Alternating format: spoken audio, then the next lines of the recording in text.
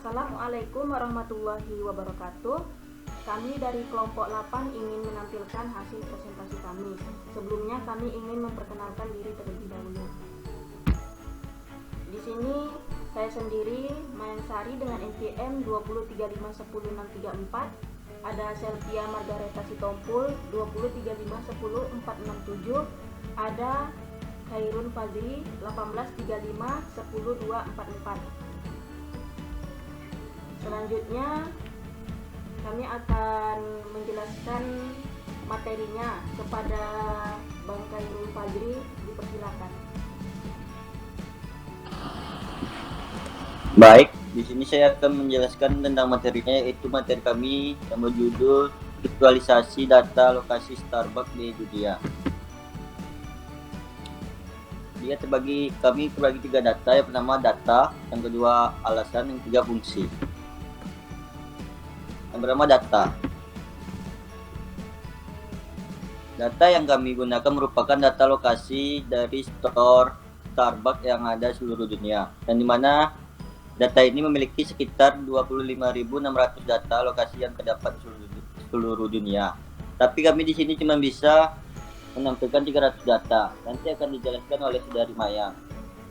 Lokasi Starbucks terbanyak yang ada di US atau Amerika Serikat, dan dimana kita ketahui juga Starbucks ini juga berasal dari negeri Paman Sam. Namun Starbucks juga memiliki persebaran yang cukup merata pada setiap negara yang ada di dunia. Tetapi data yang kami gunakan merupakan data lama, yaitu data tahun 2017. Walaupun termasuk data lama, tetap saja data yang kami gunakan ada pembaruan terhadap lokasi Starbucks yang ada di dunia. Yang kedua, alasan.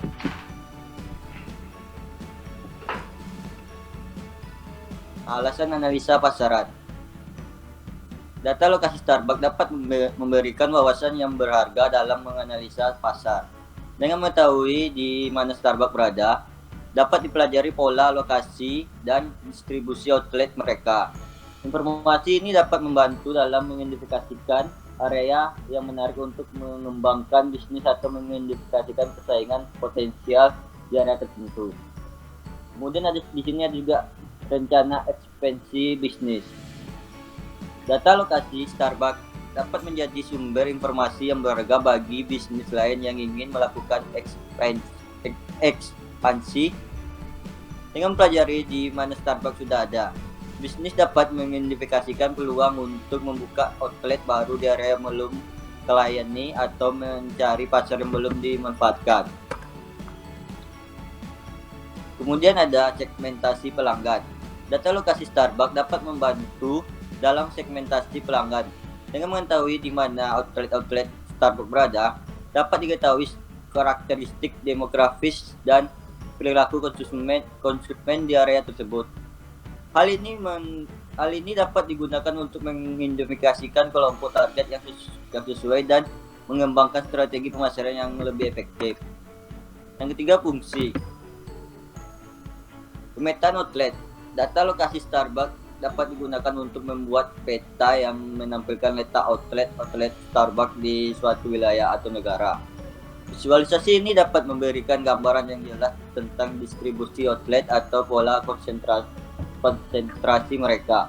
Pemetaan ini dapat digunakan untuk mengidentifikasikan area yang belum terlayani atau area dengan kepadatan outlet yang tinggi. Kemudian ada heat map. Data lokasi Starbucks juga dapat digunakan untuk membuat heat map, yaitu visualisasi yang menunjukkan intensitas atau kepadatan outlet dalam suatu wilayah.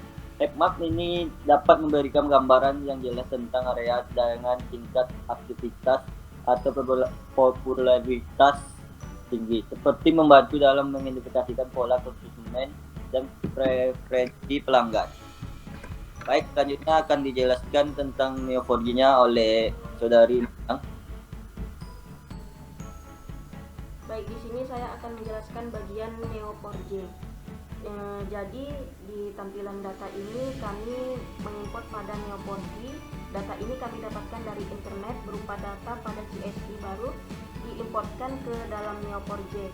Untuk melakukan visualisasi data foto faktual.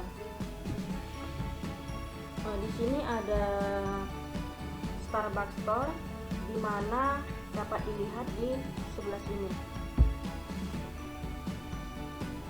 Nah, ini adalah tampilan dari datanya. Jika diklik salah satu, maka akan muncul 12 ID. Di sini ada brandnya, city, country, kode, dan lainnya. Dan di sini ada latitude dan longitude, di mana latitude dan longitude ini kami gunakan untuk titik koordinat pada map. Oke, selanjutnya akan dijelaskan oleh Selvia.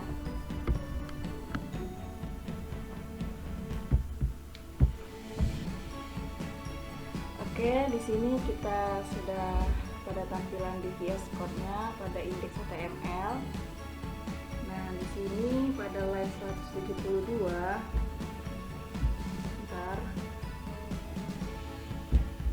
Di sini kita diminta untuk menampilkan foto ataupun menampilkan visualisasi datanya. Pertama itu kita harus mengelikkan dulu driver yang ada di Neo4j kita ke dalam indeks HTML-nya. Nah, di mana kita melakukan pengambilan localhost dari Neo4j kita ini. Nah, di situ di mana username dari Neo4j kita itu secara defaultnya adalah Neo4j, dan passwordnya kita set dalam database itu 12345-8. Nah, kemudian di sini kita diminta untuk pemanggilan data, pemanggilan node. Nih, pemanggilan nodenya itu dalam label Neo4j-nya tadi yaitu Starbucks underscore store. Nah, di mana di dalam Starbucks ini memiliki 3 atribut, yaitu ada name, latitude, dan longitude. Oke, dan selanjutnya tidak lupa pada bagian startnya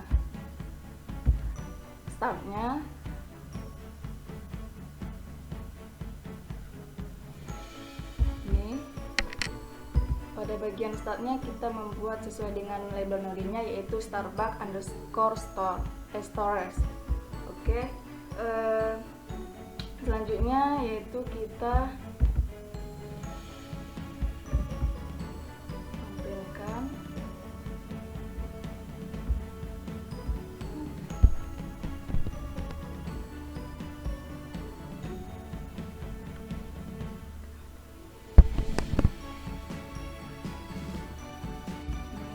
tampilkan tampilan pada foto faktualnya, yang dimana memiliki satu node, ini Starbucks Store, dan memiliki banyak data 25.364 data.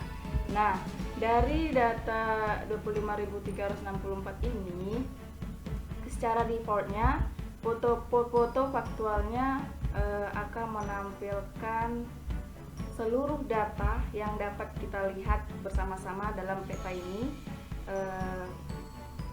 yang telah ditampilkan oleh fotonya. Nah, jika lebih ingin rinci lagi nih, kita bisa mengklik.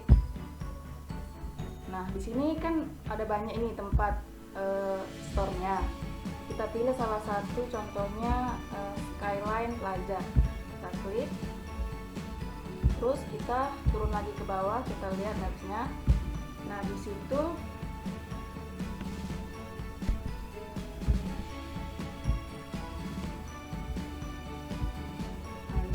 tempat dari Skyline-nya lebih spesifik gitu, dan dia akan secara otomatis menampilkan yang kita minta tadi pada apa tadi namanya, Skyline Plaza. Nah, ini jika kita pilih, dia terdapat dalam country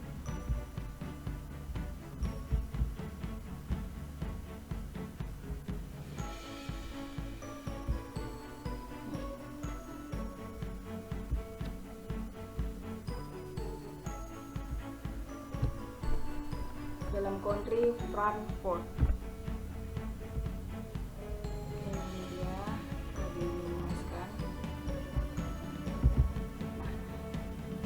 sekian dari presentasi saya. Selanjutnya saya alihkan ke moderator. Terima kasih. Baik, sekian dari presentasi kelompok kami. Jika ada pertanyaan dan saran, kami persilahkan bertanya di sesi tanya jawab nanti. Sekian presentasi dari kami akhiri. Assalamualaikum warahmatullahi wabarakatuh.